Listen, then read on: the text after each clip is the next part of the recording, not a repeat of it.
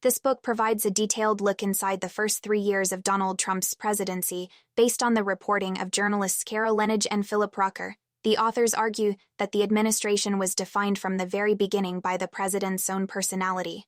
His 2016 nomination speech, where he famously declared, "I alone can fix it," set the stage for a presidency powered by one man's self-regard, leading to a chaotic and unconventional White House. A central theme was the clash between the president and the experienced officials who came to work for him. Many of these officials, like Secretary of State Rex Tillerson and Secretary of Defense Jim Mattis, saw themselves as the adults in the room, responsible for guiding an inexperienced president and protecting the country from his worst impulses. This relationship, however, quickly fell apart. A key event happened in July 2017 in the Pentagon's secure meeting room, known as the Tank. America's top military leaders, the Joint Chiefs of Staff, tried to explain global strategy to the new president using simple charts and maps. Trump grew angry. He called NATO worthless, complained that allies were not paying their bills, and demanded to know why the military was not making a profit from its overseas bases. The meeting ended with the president screaming at the decorated generals, calling them a bunch of dopes and babies.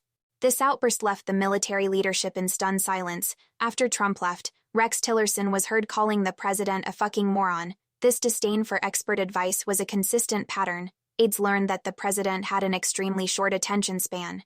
Giving him the private nickname the 2-minute man, he refused to read even one-page summaries, preferring to act on his own instincts. This led to moments that shocked his staff. For example, during a meeting with the Prime Minister of India, Trump incorrectly stated that India did not share a border with China. On another occasion, while visiting Hawaii, he had to ask his Chief of Staff, John Kelly, what the Pearl Harbor Memorial was for, seemingly unaware of the event that brought the US into World War I. For those who tried to give him honest advice, the president was often mocking and abusive.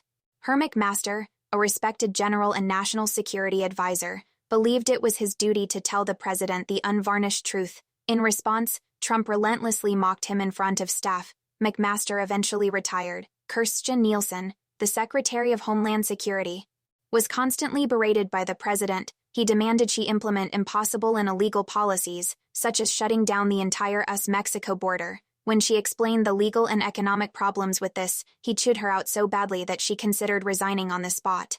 Because the president ignored his advisors, he often made major policy decisions on a whim. Blinn signed his entire administration. While his top diplomats were in Mexico trying to smooth over relations, Trump suddenly announced he was sending troops to the border, completely ruining their mission. His staff prepared detailed notes for his phone calls with other leaders, but he would simply ignore them. Before a call with Vladimir Putin, aides gave Trump a card with "Do not congratulate" written in all caps, urging him not to praise the Russian leader for winning a rigged election. Trump did it anyway. In one of the most significant examples, he reversed years of American foreign policy in Syria during a single phone call with the president of Turkey, agreeing to pull out US troops in seconds. This behavior extended to America's most important relationships. Trump openly attacked the leaders of allied nations while praising traditional adversaries. He had a particular admiration for Russian President Vladimir Putin. At a summit in Helsinki, Trump stood next to Putin and publicly sided with the Russian leader's denial of election interference, contradicting the unanimous conclusion of his own US intelligence agencies. In contrast, he treated allies with contempt. He got into a shouting match with British Prime Minister Theresa May. At a Gisian summit, he called the Canadian Prime Minister very dishonest and weak.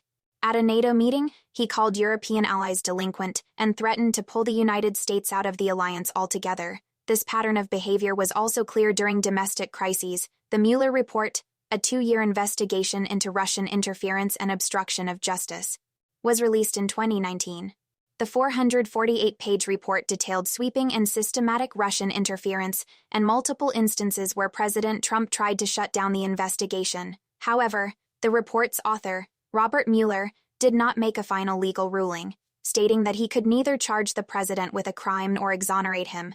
In a media-driven world, this complex and nuanced conclusion was a communications failure.